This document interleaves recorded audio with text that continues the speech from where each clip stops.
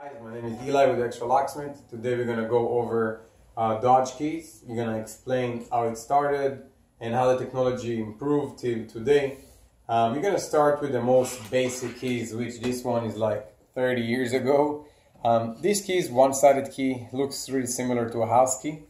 If you look at it, you will see that the only place basically for the depth for the cuts is in here, is meaning that it will be really simple to pick the lock, it will be really simple to access your car, it will be really simple to steal your car. There is no transponder, there is no security. You can actually drill the car, use a flathead and start the vehicle. After a couple of years, Dodge understand that the security level on this type of keys is really bad, and they improved the ignition and they improved the locks to a double-sided one and work with wipers. This one is like most of the blades that you see today in car keys, which the cuts are from both sides. When you put it in, all the wipers line up and then you can turn the ignition on or open the doors. The downside of that is the same thing like in here, it's a metal key. So if a person drilled the lock or damaged the lock, you will be able to start the car and steal your vehicle in no time. After that, they start to create something that I think was a big jump, a transponder key. The blade is the same blade as in here, is meaning that a person can pick the lock and get into your car, but he won't be able to start a vehicle. Even if you will drill the lock, he won't be able to start the car. Inside here you have a chip. It's a smart chip that communicates with the immobilizer, communicates with the computer of the car. Now it's called anti-theft system. The anti-theft system basically make the person who try to steal the car cannot. So if you try to start a car, you'll see the anti-theft lights, basically the anti-theft light blinking, and the car won't start. You will hear it try to crank, but it will turn off.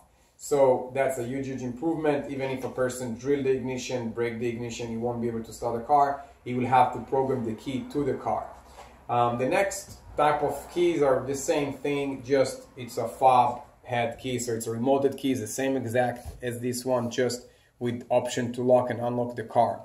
After that, you had the fobby keys, which act really similar to that, just without the blade. So the chip that you put is in here, the fob is in here. It's actually similar, it's the same type of transponder. It's not a proximity key, it's just a regular key. The big jump and the big improvement was with those type of keys. It's a smart key. You don't have to push it, you don't have to touch it, you don't have to do anything. You can just put it in your pocket and push to start a vehicle, so you can drive and you can do everything without to mess with keys. The only thing you need to have is to have the key close enough to the car, so it will close, it will communicate with each other, and then the FCC and the programming and everything that need to be done to disalarm the anti-theft system will work, and you can start the car.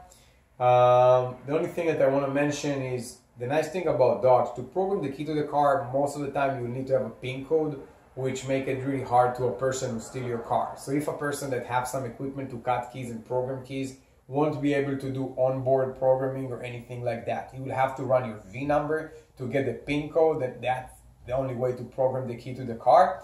In some models you can bypass with more advanced technology and more advanced equipment, but most of them you need to have a PIN code. That's all the information I can bring you today for Dodge keys. If you have any questions, send us an email or call us. We will be happy to answer you guys.